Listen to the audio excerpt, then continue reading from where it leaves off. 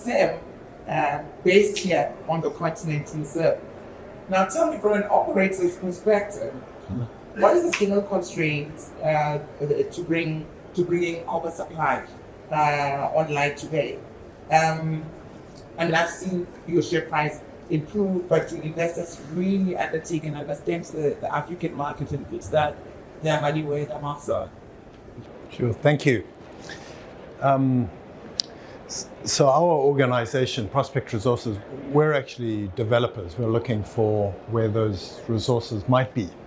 So when we assess the landscape with our skill sets, we're very much African focused. We're an African group, but capital is our big constraint. So we're listed on the ASX, and that access to capital unlocks what we're trying to achieve, which is predominantly African and sub-Saharan, right?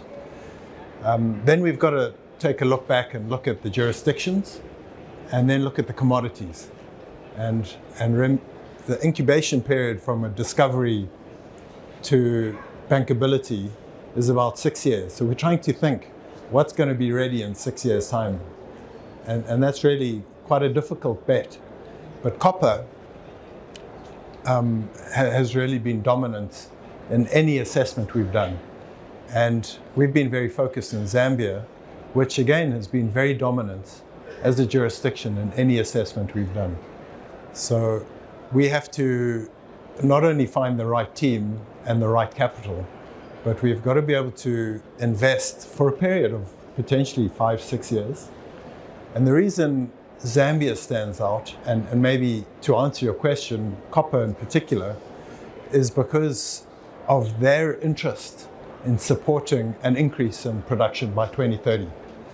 So yes, there's some aspirational component to what they've set the national agenda, but behind that is a massive alignment, cross-ministry alignment and cross-party alignment to uplift the nation. And the only way to do that is to lift copper production. Copper production in 1974, when it was a private sector, was about 700,000 tons a year. And in 2023, it was 700,000 tons. Okay, but the population's doubled, so the income per capita has halved. So what we're trying to do, and what we see Zambia trying to do, is make their pool easier to fish in. They're trying to attract investment from South America, from Congo, because it's evident looking back that investors haven't been prioritizing Zambia. So it's certainly that watershed moment. You know, it's not a current concept. That changed 3 or 4 years ago, and we're starting to see significant investment into discoveries and exploration, where all the risk happens. You're not going to find mines until the juniors turn up, right? And they want to have a 5-year plan minimum. So yeah, it's quite difficult. But from our perspective, the limitations are data. So Zambia, again, just speaking to where we are and why we like it, they're flying the country from a aeronautical perspective. They're mapping it. So they want to make data accessible. They want to unlock licenses.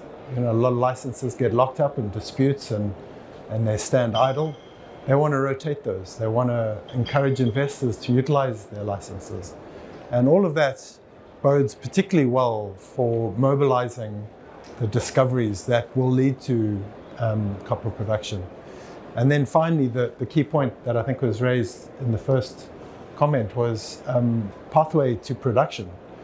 In my lifetime, which started my career in Zambia, it's around 20 years, and grades have halved, okay? And time to production has doubled. So we're seeing a really significant inflection here. And Zambia is seeking to address that in a responsible fashion. They're saying, what can we do to play our role in getting you to manage all your risks that you've figured out? Because the investment and the capital and the debt in particular, you know, it doesn't flow if there's risk. So you've got to manage risk. And so whilst I've spoken primarily in the first person, that's how we're solving for copper. particularly in Zambia, and I hope that addresses your question. Thank you, Sam. Sam, sorry, your point. Yeah. I thought it was that.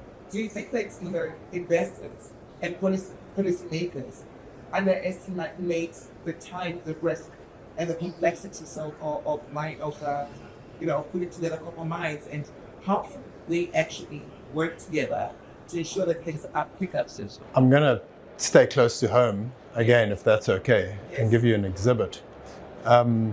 If you're going to build a copper mine, you're going to need a road, and you're going to need power and a community, and training and skills and water security. And so when a government looks at trying to increase a production base of its metal, as Zambia's done, they're not just looking at the Ministry of Mines going, give more licenses, because that's very myopic. What they're doing, and what has really impressed me, is they've had all the faculties of support that are required, including capital. But how is the Ministry of Transport and Infrastructure going to enable development in that corridor?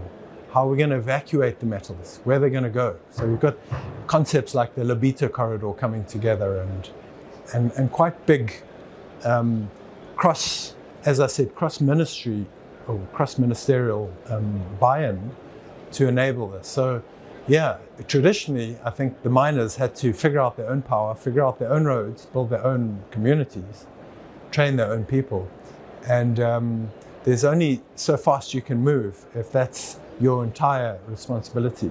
And I think what we've seen in Zambia is that they're making an effort to recognize what are the key enablers to make sure that production capacity can cope with an increase.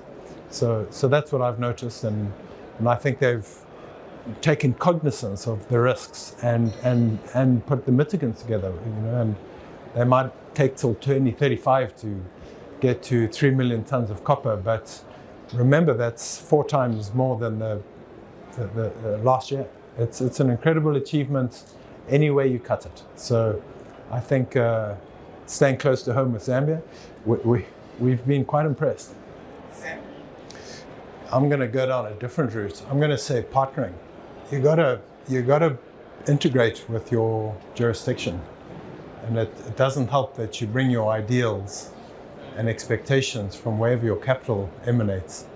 I think you've got to listen carefully to what's needed on the ground, and you've got to be prepared to really genuinely seek that social license. I think that is a phenomenal. It's a key point that is overlooked repetitively, and so I would say social upliftment is the key enabler that I would see for anything we hope to achieve in these countries.